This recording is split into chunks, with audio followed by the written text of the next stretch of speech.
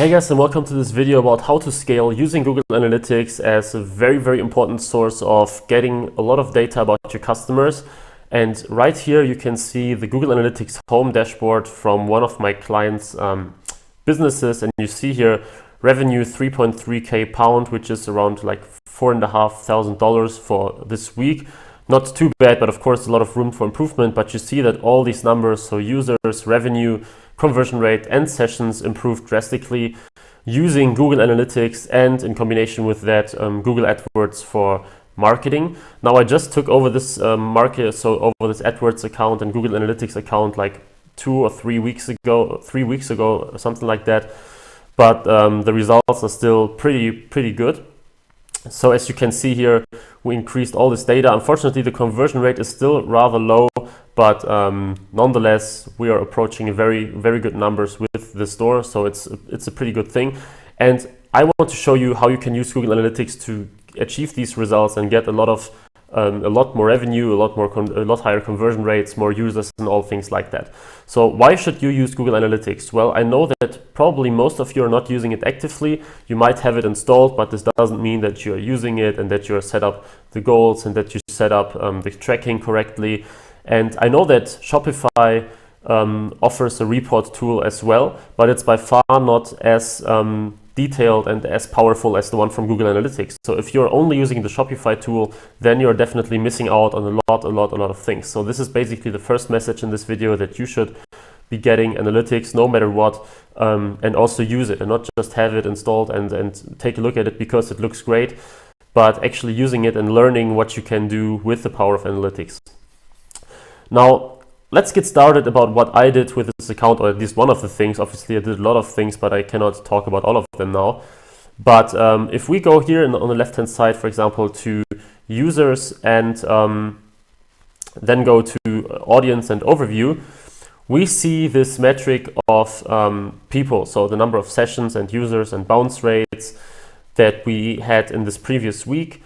And we have around 400 to 500 sessions per day, which is okay. Now we have our new visitors and returning visitors are quite evenly distributed. And now what we can do is we can use two different segments. So what we have here is we just look at all users. So 100% of all sessions, you get these information.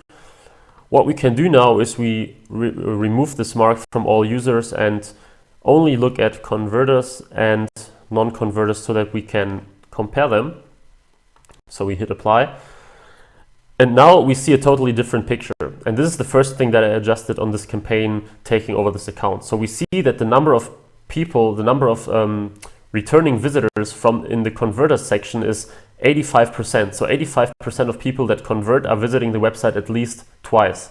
While for non-converters, most people are actually people that visit the site only once. So new visitors, while converters, we have 85% of people returning to the website multiple times. And we can find also in the in other benchmarking tools from analytics that actually a lot of them visit the website 3 times, 4 times, 5 times and more, and not only 2 times. So this is the first very interesting metric that I had a look at taking over this account. And my answer to this was that I started to craft a remarketing campaign on Google AdWords. So I basically used the account, set up a new display campaign where I used Google AdWords to set up a remarketing campaign using all the people that visited the site and that came to the store. And I crafted a display campaign and showed them an ad about, hey, here you can browse our products and get something now. And I also segmented this into people that just visited the site and people that visited a certain product. So people that visited one specific product were shown a remarketing ad with that product on the ad, so that they actually thought, hey, okay, let me check this and get back to the store to buy it. Now this is a very great action if you look at this chart, because 85% of people visiting the store at least twice means that typically a customer needs multiple touch points with the store to buy something, especially since the products cost between like 70 or let's say 80 and $200. It's not a decision that you just make like this, like right away, you're visiting it the first time and you buy something. But once we understood this, I crafted this remarketing campaign that was quite successful now in converting people that visited the store once but didn't make a purchase at all. So this is already the first takeaway. If you're using Google Analytics, comparing these traffic numbers and really seeing what is going on in the store. Now, I think even that Google AdWords remarketing can be more successful than Facebook ads remarketing, because you can basically show remarketing ads everywhere, since the Google Display Network works with a lot of very popular sites, so people can basically see these ads like almost everywhere. So this is a very first thing that we could take a look at. Now, what we can also do is, and this was also very interesting for us, if we go to technology and browser and OS. Oh wait, no, I was this wrong. To mobile and overview. There we can see another very interesting thing that that made me make some certain decisions. I will go back to all visitors now again, because this makes more sense in this case. So I will put this away, all users, and hit apply. And this is another interesting thing, because this section shows you how well certain traffic sources converted. So desktop, mobile, and tablet in this week that we are looking at. And don't bother about the goal value of 0, because there is some tracking if we use all goals as conversion tracking, where they also take a look at smart goals. This gets messed up a little bit. We could also use e-commerce goals, where this metric looks a little different, but it's still not totally right. Like I said, I just took over the account and we still have some minor issues with it, but I use all goals because there are a lot of very relevant smart goals for us. And if we use all goals, which doesn't mean only like real purchases, also some other things, then we have a desktop conversion rate of 9.5%, while mobile and tablet is only 2 or 3.96. So this is a huge difference. This shows us that desktop converts really, really well. And this made me change the bid for our AdWords campaign for desktop increased by 30%. So my bid for, first of all, when I took over the campaign, the bids were evenly distributed among desktop, mobile, and tablet. And when I had to look at these metrics here, I increased the bid for desktop by 30%. I reduced the bid by mobile, I think by 20% or something, and by tablet for 10%.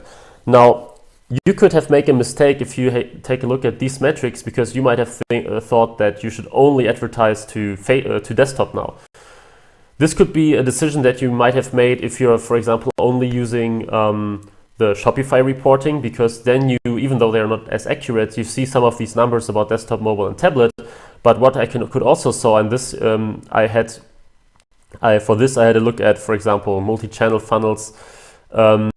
That mobile, even though it was not responsible for a lot of final conversions, a lot of people were getting to the store the first time using mobile, looking at certain things, and then revisiting later on with a desktop device or a tablet device, making the final purchase.